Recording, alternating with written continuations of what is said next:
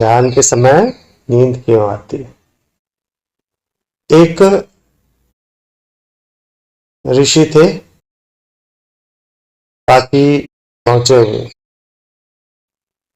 और उनको सुनने के लिए बहुत लोग आते थे। तो एक जिज्ञासु व्यक्ति था। उसने सोचा कि जब सुनने में ही इतना आनंद आता है तो फिर उसके सानिध्य में रहे तो काफी कुछ सीखने को मिलेगा। तो पहुंच गए उस ऋषि के पास कि मुझे भी अब ध्यान में एकाग्र होना है, इसके लिए मुझे क्या करना होगा?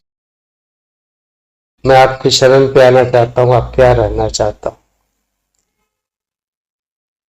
ऋषि बोले, ठीक है, लेकिन मेरी शर्त होगी, उस शर्त का आपको पालन करना होगा। व्यक्ति तो बहुत जिज्ञासु था। उसने कहा ठीक है, और वो पहुंच गया वहां पे रहने के लिए। तो ऋषि ने कहा कि आपको आश्रम में कुछ काम करना होगा, जो भी काम आपको दिया जाएगा। तो ठीक है, बिल्कुल करूंगा, लेकिन एक बात याद रखना, मैं आपको ध्यान में एकाग्रता एक के बाद एक सिखाऊंगा। जब आप पहला स्टेप पार करोगे तब दूसरा स्टेप सिखाऊंगा, दूसरा पार करोगे तो तीसरा सिखाऊंगा। बोले क्या करना होगा स्टेप पे? बोले कि मैं आपको, जब भी आप कुछ भी कार्य करते रहेंगे उसके बीच में लकड़ी की तलवार से वार करूंगा, और अचानक से वार करूंगा, और आपको उसमें बचना होगा। जब तक आप बच नहीं पाओगे तब तक आप पहला स्टेप पार नहीं करोगे। बोले ठीक है। तो व्यक्ति काम करने लगा, और काम करते हुए अचानक से ऋषि पहुंच जाते हैं, उसको लकड़ी से मारना शुरू कर देते थे, और वो खूब मार खाता था।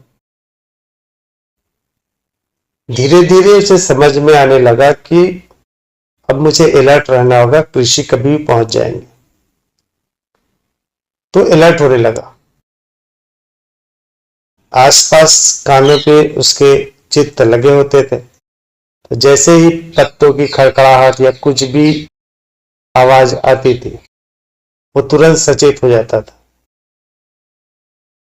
और उसे ऋषि मार नहीं पाया। ऋषि प्रसन्न हुए, बोले कि पहले तुम पहला स्टेप तुमने पार कर लिया, अब दूसरा स्टेप। बोले दूसरा स्टेप क्या होगा? दूसरा स्टेप ये होगा कि जब तुम सोए रहोगे तब भी मैं तुमको वार करूंगा, अब उसमें तुमको बचना है। बोले तो बहुत कठिन है। बोले कठिन तो है, चित्त की एकाग्रता चाहिए ना, तो चित्त को एकाग्र करना होगा। तो चलो ठीक है। अब वो व्यक्ति जैसे सो जाए, कभी भी रात को उठे और इसी उसको डंडे से मारना शुरू। धीरे धीरे धीरे धीरे उसके हाथ पांव दुखने लगे। अब उसने सोचा, उस व्यक्ति ने, कि अब मुझे सोते हुए भी सचेत रहना होगा। तो सोता अवश्य था, लेकिन सचेत रहता था कि कहीं कदमों की आहट या कुछ तो नहीं हो रहा है, और जैसे ही कदमों की आहट होती है वो जग जाता। तो कुछ हफ्ते बाद उसमें यह अभ्यास आ गया कि अब वो सोते हुए भी ऋषि को मार नहीं पाया। तो दूसरा स्टेप भी पार हो गया। तो ऋषि ने कहा अब तीसरा स्टेप, अब मैं लकड़ी के तलवार का उपयोग नहीं करूंगा, मैं लोहे के तलवार का उपयोग करूंगा, और जब भी तुम कार्य करते रहोगे मैं लोहे की तलवार से मारूंगा। जैसे यह बात सुनी वो व्यक्ति सोच में पड़ गया, तो लकड़ी की तलवार से तो केवल चोट लगती थी, अभी लोहे की तलवार से तो मेरा शरीर का अंग ही कट जाएगा, मेरी मृत्यु भी हो जाएगी। तो उसका अलर्टनेस पहले से ज्यादा बढ़ गया। एक दो बार हालांकि उसने हल्की चोट खाई, लेकिन धीरे धीरे अभ्यास के बाद अब ऋषि उसे कार्य करते हुए नहीं मार पाए। फिर बोले कि अब चौथा स्टेप आ रहा। बोले क्या?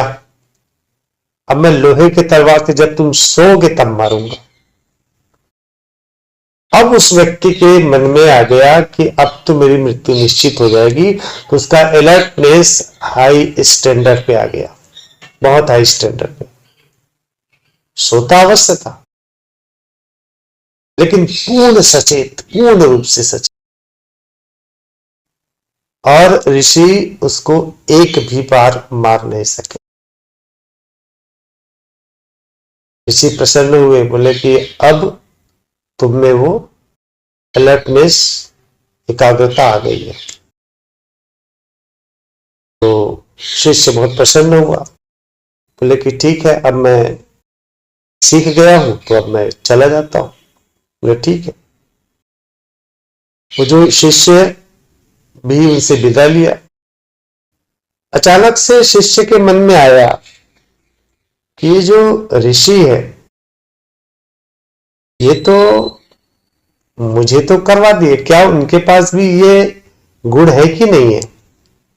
एक काम करता हूं, चलो मैं तलवार से उनको मार के देखता हूं। और जैसे उसने सोचा, ऋषि ने तुरंत कहा, ऐसा करने की सोचना भी मत। वो शिष्य अवाक हो गया कि मैंने तो केवल मार से बचने का प्रयत्न किया और ऋषि तो केवल मेरी मन की विचार को ही पढ़ लिए और जान गए कि अब मैं उनको भी वार करने वाला हूं। ये तो बहुत बड़ा शक्ति है। शिष्य वापस आ गया, बोला कि मैं सोचता था कि मैं सब कुछ सीख गया, लेकिन अभी मेरा एकाग्रता अधूरा। बोले ये तरीका मुझे बतला। बोले ये तरीका आएगा अभ्यास से। जब इतने तुम अभ्यास रत हो जाओगे तो कोई भी विचार तुम्हारे पास तुरंत पहुंच जाएंगे। और वो शिष्य वहीं स्थायी रूप से रहने लगा। आपके पास नींद आती है, नींद आने का एकमात्र कारण है आपके अंदर वो उत्साह भी कम है और वो भय भी कम है कि मेरा क्या जाएगा। चल रहा है, नींद तो चल रहा है। और यदि आपके पास कुछ ऐसा होता जिसको खोने का भय होता, या चारों तरफ आपके पास इतनी खतरनाक वस्तु होती, सांप होता, आग जल रही होती, या आप आंख बंद करोगे तो आपको तुरंत आपको बहुत ही नुकसान हो जाएगा, जैसे आपके पास होता ना, आपका अलर्टनेस बढ़ जाता।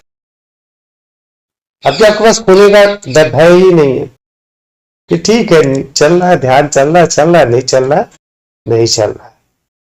ये दिक्कत उस ध्यान के तरीके पे नहीं है, दिक्कत है कि आपको यह पता ही नहीं है कि आप क्या खो रहे हो। जब उस खोने की बात आपके पास आने लगेगी तो नींद की बात तो छोड़िए, जब वास्तविक रूप से सोने की बात भी होगी ना, तब भी आपको नींद नहीं आएगी। आप नींद की बातें करते हैं, ये जो सेशन चलता है रात को, मैं वीडियो वगैरह बनाता हूं उसको, 2 बजे 3 बजे रात तक नींद नहीं आती। लगातार चित्त में चलते रहता है अध्यात्म अध्यात्म, और उसके अलावा कुछ भी नहीं। क्योंकि मुझे पता है कि मुझे प्राप्त क्या हो रहा है, और अगर ये प्राप्त न हो जाएगा तो मैं क्या कुछ खो जाऊंगा। तो भय जो है ना, वो आपकी नींद को गायब करेगा। लोग कहते हैं कि ध्यान से क्या मिलेगा। कई लोग का ये प्रश्न होता है कि ये तो हम प्राप्त कर लिए, हमको मिल गया, हमको अनुभव हो गया कि हमने ध्यान किया, अच्छा लगा, लेकिन मिला क्या, प्राप्त क्या हुआ। ये बात देवदत्त ने बुद्ध से भी कही थी। जब बुद्ध राजमहल आए थे अपने पिता के आज्ञा पर, तो देवदत्त ने यही प्रश्न किया कि तुमने पाया क्या, इतनी 6 साल तपस्या करी, घर द्वार छोड़ा। बुद्ध ने कहा मैंने कुछ भी पाया नहीं, अपितु सब कुछ खोया। मैंने खोया अहंकार, मैं का भाव, मैंने खोया क्रोध, मैंने खोया ईर्ष्या द्वेष।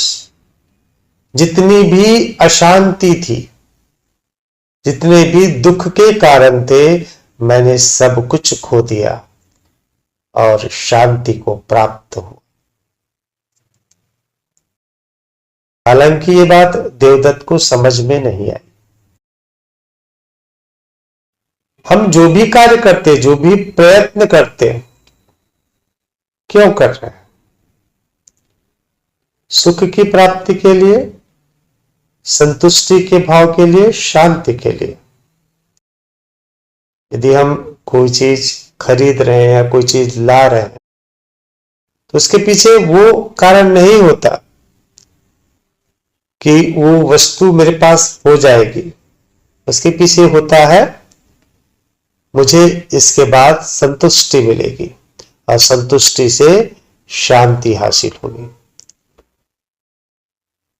हम सुख भौतिक चीजों में, शारीरिक चीजों में, सांसारिक चीजों में ही खोजते हैं। सुख मिलता नहीं, अपितु हम दुख के नए कारण प्राप्त कर लेते हैं या उत्पन्न कर लेते हैं, एक के बाद एक नए दुख। हमने खरीदी कार सुख के लिए कि मेरे पास कार होगा, सुख होगा, संतुष्टि होगी। अब उस कार के साथ नया दुख शुरू हो गया, कार चोरी तो नहीं हो जाएगा, या कार में पेट्रोल का खर्चा भी लगेगा, या मेरा बैंक बैलेंस कम हो गया। ऐसे हजारों नए दुख हम उत्पन्न कर लेते हैं। अगर हम कहें कि जो एक्चुअल आनंद है, एक्चुअल शांति है, बिना कुछ करे अगर मिल जाए, जहां पे दुख के नए कारण उपस्थिति ही ना हो, तो उसका एकमात्र तरीका है अध्यात्म, उसका एकमात्र तरीका है ध्यान। ध्यान से या अध्यात्म की गहराई से हमारा ये मैं नष्ट हो जाता, मैं पूर्णतः समाप्त हो जाता। हमारे जितने भी दुख के कारण है, जितने भी दुख के कारण, आप हिसाब लगा लीजिए। कुछ दुख होंगे शारीरिक दुख, कुछ दुख होंगे आर्थिक दुख, कुछ दुख होंगे मानसिक दुख। दुख इन्हीं 3 कैटेगरी में मिलेगा। दुख का कारण केवल और केवल वो मैं का भाव है। मैं हूं तो मेरा ये बच्चा है, कि बच्चा मेरी बात नहीं मान रहा है, मुझे धन की आवश्यकता है, मेरा शरीर दुख कर रहा है, इत्यादि जितने भी दुख है इस मैं से ही शुरू होते हैं। और यह मैं जो कि पूर्णतः काल्पनिक है, केवल स्मृति के कारण है, और यह नष्ट भी होगा। लगातार इस दुख में, इस घेरे में लगे रहते हैं, और हम अध्यात्म से, ध्यान से इन मैं के साथ जुड़े हुए दुख को दूर करना चाहते हैं। वास्तविकता तो यही है। हम जाते हैं मंदिरों में, हम जाते हैं गुरुओं के पास। क्यों जाते हैं? मेरा ये दुख है, ये दूर हो जाए। भगवान मेरे बच्चे को इस परीक्षा में पास करा देना, मेरी नौकरी लगा देना, मेरे घुटने का दर्द ठीक कर देना, मेरे रिश्तेदार हैं वो अभी हॉस्पिटल में है, उनको ठीक कर देना। ये केवल मैं के आगे जो दुख है उस दुख को दूर करने के लिए जाते हैं। वास्तविकता तो ये है। और यदि हम उस अध्यात्म को, उस वास्तविक मैं को जान जाते हैं, तो सब कुछ तो वो मैं ही है। उस मैं के पास दुख का कारण कुछ है ही नहीं। उसके पास शरीर ही नहीं है, वो तो निराकार है, शारीरिक दुख तो होंगे ही नहीं। उसे अर्थ की, पैसे की आवश्यकता ही नहीं है, वो तो सनातन है, सदैव से है, उसे आर्थिक दुख होगा ही नहीं। मन में कोई इच्छा ही नहीं है किसी प्रकार का, वो केवल दृष्टा है, मानसिक दुख होगा ही नहीं। शांति तो सदैव से है। शांति अर्थात कुछ भी का ना होना ही शांति है। तो कुछ भी ना हो तो शांति ही होगा ना, वो पूर्णतः शांत ही होगा। अशांति कौन खड़ा कर रहा है? अशांति खड़ा कर रहा है क्रोध, दुख, सुख, लाभ, हानि, अच्छा, बुरा, ईर्ष्या, द्वेष, भय, ये जितने भी भाव है, नाना प्रकार के भाव, यही अशांति उत्पन्न करते हैं। ये सारे भाव समाप्त हो जाए तो केवल और केवल शांति ही होगा ना। अध्यात्म से पूर्णतया शांति प्राप्त होता है, और जिसकी तलाश हम भौतिक वस्तुओं में, सांसारिक वस्तुओं में ढूंढते रहते हैं लगातार, और पूर्णतया असफल होते जाते हैं। हम अपने दुख के नए कारण निर्मित करते जाते हैं पूरा जीवन। हम कभी भी यह तलाश नहीं करते कि दुख का वास्तविक कारण क्या है। हम कभी भी तलाश नहीं करते। हम केवल उस दुख निवारण की बात करते हैं।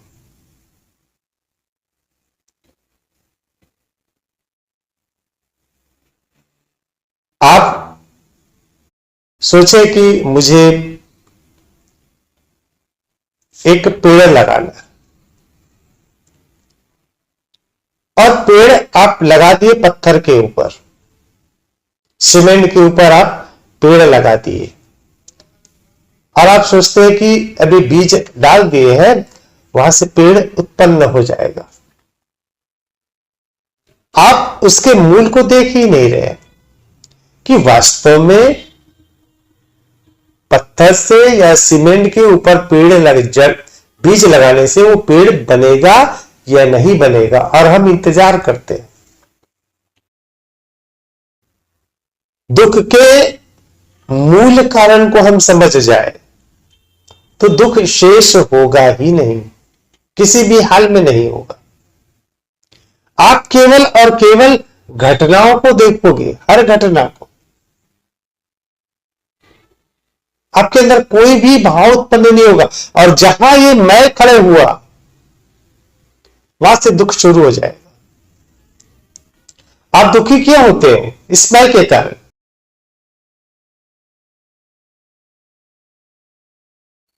आप सोचिए, आपका बच्चा आपको उल्टा सुना रहा है, आपको दुख होगा कि मेरा बच्चा मुझे ऐसा सुना रहा है, आपको मानसिक दुख हो गया। अब कोई दूसरा व्यक्ति उसके बच्चे उसको सुना रहा है, क्या आपको दुख की अनुभूति होगी? आप उस व्यक्ति को जानते ही नहीं हो, होगी? उस व्यक्ति के पास पैसा नहीं है, क्या आपको दुख होगा? अगर दुख होता तो इस दुनिया में करोड़ों लोग ऐसे हैं जो जिनके पास खाने को एक वक्त का भोजन नहीं है। आपको दुख महसूस होता है? आप रोना रोते हो कि मेरे पास पैसा नहीं है, ये नहीं है। आपको यदि दुख अनुभव होता तो इनका भी दुख अनुभव होता। तो दुख का कारण पैसा नहीं है,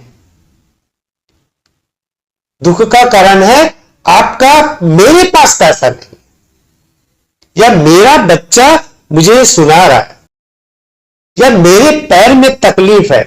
आपका ये जो मेरा है, ये है दुख का कारण। अब ये जो मेरा है, अगर वास्तव में यही सत्य होता तो निश्चित तौर पे इस दुख का निवारण हो ही जाता। लेकिन यह मेरा है, यह भी वास्तविक सत्य नहीं है। ये केवल और केवल आपकी स्मृतियां हैं, आपकी यादें हैं, और कुछ भी नहीं। यदि हमारे दिमाग से सारी बातें डिलीट कर दी जाए, सारी बातें हटा दिया जाए, पास्ट की कुछ भी मस्तिष्क में ना रहे, तो क्या आपको उस समय दुख महसूस होगा? यदि आपको यह बता दिया जाए कि आप ये हो ही नहीं, आप तो दूसरा हो, ये आपका परिवार ही नहीं है, आपका परिवार तो ये है, सब कुछ बदल जाए, तो क्या आपको दुख महसूस होगा? बिल्कुल भी नहीं।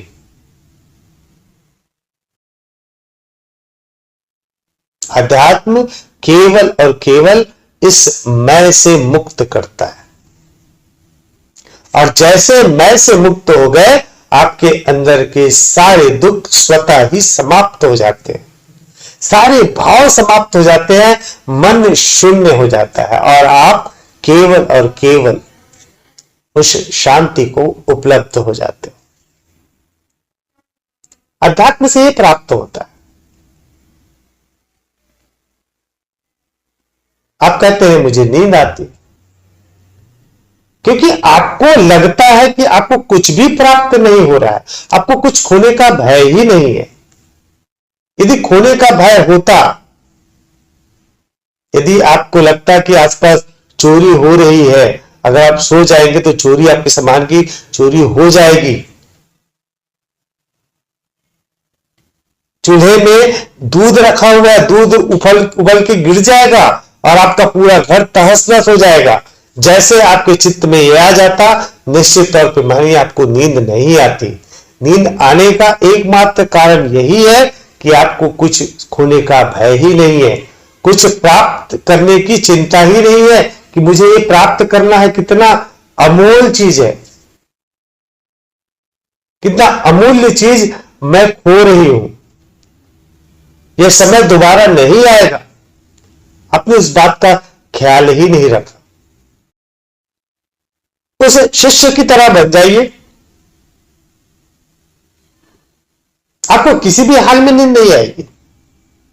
वो शिष्य सोता भी था, उसे यह मन में भय होता था कि अब लोहे की तलवार मेरे अंगों को काट देगी। वो पूर्णतः सचेत रहता था क्योंकि उसको भय था। आपके अंदर वो इच्छा हो जाती, नहीं इस ध्यान की चरम पर मुझे पहुंचना है, ये आनंद दोबारा नहीं मिलेगा, ये सेशन दोबारा होगा कि नहीं होगा, मुझे सेशन को अटेंड अवश्य करना है। निश्चित तौर पर नींद नहीं आती। करके देख लीजिए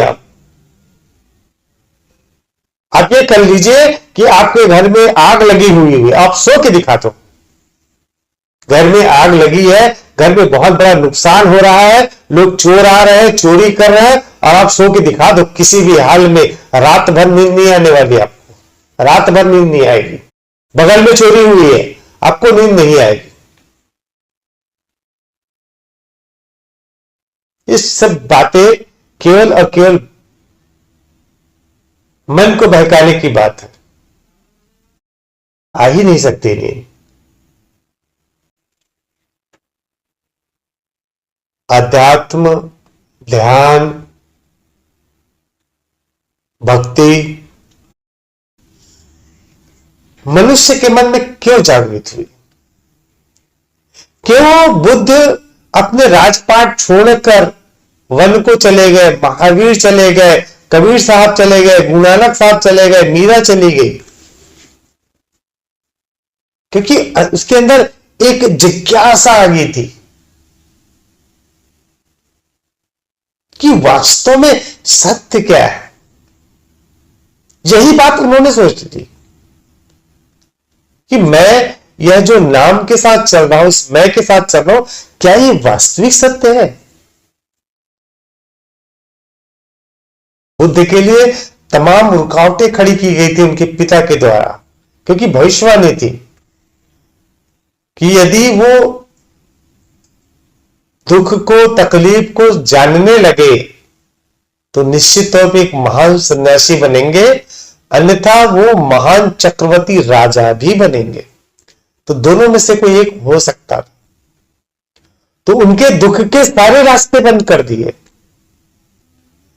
सारे रोगियों के लिए, बूढ़ों के लिए एक नए नगर की स्थापना कर दी गई थी, नए भवन, और उसमें सारी चीजें डाल दी गई थी ताकि रोगी, बीमार, बूढ़े, अपंग सिद्धार्थ के सामने आए ही ना। लेकिन जो करुणा थी उनके अंदर, वो करुणा, उसे लगता था कि कुछ ना कुछ कमी है, सब कुछ अच्छा कैसे हो रहा है। और इसमें उसकी चाची ने सहायता करी। हालांकि चाची का इच्छा सिद्धार्थ को सपोर्ट करने का नहीं था, वो चाहती थी कि ये बुद्ध, ये सिद्धार्थ है, कि यहां से चला जाए ताकि उसका जो पुत्र है देवदत्त वो राजा बने। और फिर उसने इन सबको, इन सारे दुखों को जो छिपाया गया था सिद्धार्थ से, वो सामने प्रस्तुत किया। और जैसे ही वो सब उसने देखा तो उसने प्रण किया इस दुख के वास्तविक कारण को जानने का। वो लग गए खोज पर।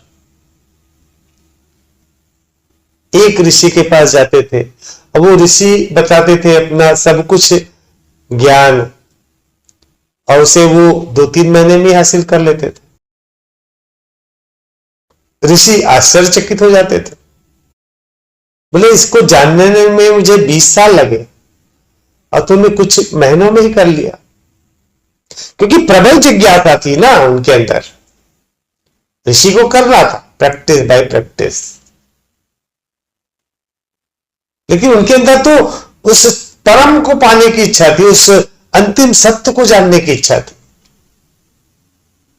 ऋषि ने हाथ जोड़ लिए, बोले इतना ही मेरे पास, बोले इससे आगे क्या?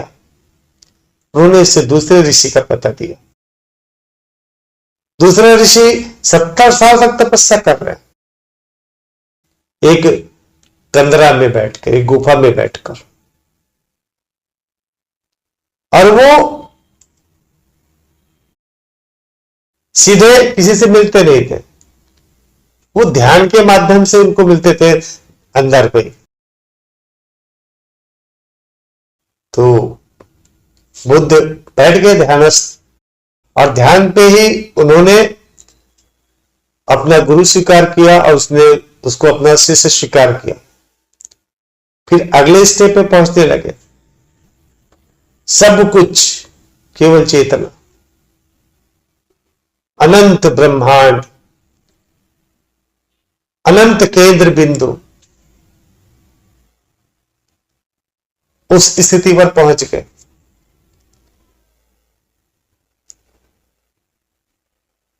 तो बुद्ध फिर आगे प्रश्न करने लगे, ये जो मैं है ये वास्तव में कौन है? मैंने सब कुछ देखा, अपने शरीर के भीतर बाहर सब कुछ, लेकिन वो मैं समझ में नहीं है। इसको कैसे जाने? बोले कि मैं तो इसके आगे नहीं जानता। तो आप बताओगी किसके पास जाया जाए? बोले अगर जाना होता, मुझे पता होता कि किसके पास जाना है, तो मैं स्वयं ही पहुंच जाता। इसकी खोज तो तुम्हें स्वयं करनी होगी। बुद्ध वहां से भी निकल गए। जा रहे थे, रास्ते में जंगल, महावीर के कुछ शिष्य मिले, उनके पास बैठ गए। तो महावीर के शिष्यों ने बताया, अपने शरीर को सुखाओ, तड़पाओ, उससे ज्ञान मिलेगा। बोले ठीक है। आगे बढ़ गए, एक गुफा में बैठ गए। पहले तो खाना छोड़ा, फिर पानी भी छोड़ दिया, एकदम शिथिल हो गए, शरीर कुछ चलता ना था। अचानक से वो नदी के पास गिर गए। एक छोटी बच्ची आई, उसने उसके मुख में पानी डाला। बोले क्या कर रहे हो? पहले तो आप अच्छे खासे थे, भी इतने जीर्ण हो गए। तो बुद्ध ने कहा कि मैं दुख के कारणों को खोज रहा हूं, मैं सत्य की तलाश में हूं। बच्ची ने एक ही जवाब दिया, दुख के कारण को खोजोगे कैसे जब शरीर ही ना रहेगा? शरीर ही समाप्त हो जाएगा तो दुख के कारण को ढूंढोगे कैसे? बुद्ध की आंखें खुल गई, बिल्कुल सत्य का। फिर उन्होंने उस व्रत को भी त्याग दिया। जितनी उनकी आवश्यकता थी वो भोजन ग्रहण कर रहे थे, और धीरे धीरे वो अंदर जंगलों की तरफ चले गए। पीपल के वृक्ष के नीचे बैठ गए। नित्य नए अनुभव होने लगे। अब एक समय उन्होंने प्रण कर लिया कि अब तो जब तक अंतिम सत्य हासिल ना हो जाए, चाहे मेरे हाथ टूट जाए, पैर टूट जाए, कुछ भी हो जाए, मैं उस अंतिम सत्य को जाने बगैर उठूंगा ही नहीं। और फिर उन्हें सत्य प्राप्त हुआ। उस सत्य में केवल चेतना, सब कुछ मैं, पूरी सृष्टि एक ही चेतना का अलग अलग रूप। पूर्ण दृष्टा हो गए बुद्ध, पूर्ण दृष्टा हो गए। कुछ पाने की इच्छा जब हो जाएगी प्रबल, नींद तो बात छोड़ दीजिए, भूख प्यास श्वास तक समाप्त हो जाती है, उसकी भी इच्छा समाप्त हो जाती है। एक जो बनता है ना आईएएस अफसर बनता है, उसको सिवाय पढ़ाई के कुछ सूझता ही नहीं है, कोई नींद कोई कुछ आता ही नहीं है। किस हिसाब से आएगा नींद? उसके अंदर केवल एक कौतूहल है, पाने की इच्छा रखेगा, कभी नींद नहीं आएगी। ध्यान, आध्यात्म केवल और केवल सत्य प्रदान करता है, आनंद प्रदान करता है, शांति प्रदान करता है। और हम उस अध्यात्म से चमत्कार की आशा करते हैं,